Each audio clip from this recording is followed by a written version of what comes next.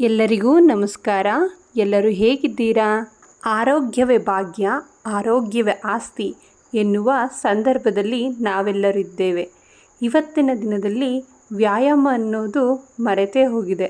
ಅದರ ನೆನಪಿಗಾಗಿ ವರ್ಷಕ್ಕೊಮ್ಮೆ ಅಂತಾರಾಷ್ಟ್ರೀಯ ಯೋಗ ದಿನಾಚರಣೆಯನ್ನು ಆಚರಿಸುತ್ತೇವೆ. ನಮ್ಮ ದೇಶದಲ್ಲೇ ಸೃಷ್ಟಿಯಾದಂತಹ ಯೋಗವನ್ನು ಇಂದು ನಮ್ಮವರೇ ಪಾಲಿಸುತ್ತಿಲ್ಲ. ಬೇರೆ ದೇಶಿಗರು ನಮ್ಮನ್ನು ನೋಡಿ ಇದನ್ನು ಕಲಿತು ಅವರ ಆರೋಗ್ಯವನ್ನು ವೃದ್ಧಿಸಿಕೊಳ್ಳುತ್ತಿದ್ದಾರೆ. ಎಲ್ಲರೂ ಮರೆತು ಹೋಗಿರುವ ಯೋಗವನ್ನು ಮತ್ತೆ ಪ್ರಾರಂಭಿಸೋಣ. ಗಿಡವಾಗಿ ಬಗ್ಗದ್ದು ಮರವಾಗಿ ಬಗ್ಗಿತೆ ಎಂಬ ಗಾದೆಯಂತೆ ಮಕ್ಕಳಿರುವಾಗಲೇ ಯೋಗಾಭ್ಯಾಸ, ವ್ಯಾಯಾಮವನ್ನು ಅಭ್ಯಸಿಸಿ. ನಿಮ್ಮ ಮಕ್ಕಳೊಂದಿಗೆ ನೀವೇ ಮಾರ್ಗದರ್ಶಿಗಳಾಗಿ ಅವರ ಜೊತೆಗೂಡಿ ಯೋಗವನ್ನು ಮಾಡಿ. ದೇಹವನ್ನು ಸದೃಢ ಕಾಯವಾಗಿ ಬದಲಾಯಿಸಿ. ಇಂದು ನಮ್ಮ ಶಾಲೆಯಲ್ಲಿ ಅಂತಾರಾಷ್ಟ್ರೀಯ ಯೋಗ ದಿನಾಚರಣೆಯನ್ನು ಆಚರಿಸಿದೆವು. ಪುಟಾಣಿ ಮಕ್ಕಳಿಂದ ದೊಡ್ಡ ಮಕ್ಕಳವರೆಗೂ ಪ್ರತಿಯೊಂದು ಮಗು ತಮ್ಮ ಶಿಕ್ಷಕರು ಹೇಳಿಕೊಟ್ಟ ಹಾಗೆಯೇ ಪ್ರತಿಯೊಂದು ಆಸನವನ್ನು ಮಾಡಿದರು. ಇತ್ತೀಚಿನ ವರ್ಷಗಳಲ್ಲಿ ಶಾಲೆಗಳಲ್ಲಿ ಈ ಅಭ್ಯಾಸವನ್ನು ತಂದಿರುವುದು ತುಂಬ ಸಂತೋಷ ತರುತ್ತದೆ. ಈ ಅಭ್ಯಾಸವು ಶಾಲೆಗೆ ಮಾತ್ರ ಸೀಮಿತವಾಗದೆ ಮನೆಯಲ್ಲೂ ಕೂಡ ಪ್ರತಿನಿತ್ಯವೂ 2 ಆಸನಗಳನ್ನಾದರೂ ಮಕ್ಕಳ ಕೈಯಲ್ಲಿ ಮಾಡಿಸಿ.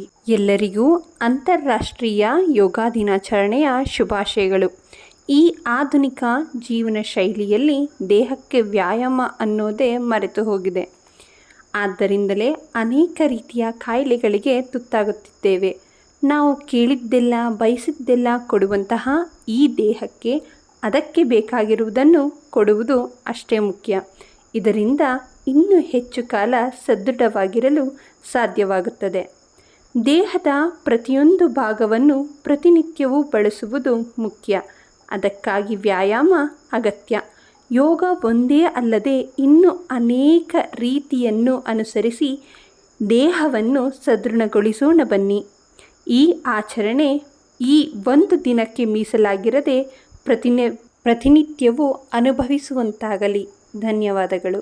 ಈ ವಿಡಿಯೋ ನಿಮಗೆ ಇಷ್ಟವಾಗಿದ್ದರೆ ಲೈಕ್ ಕೊಡುವ ಮೂಲಕ ಮೆಚ್ಚುಗೆಯನ್ನು ತಿಳಿಸಿ.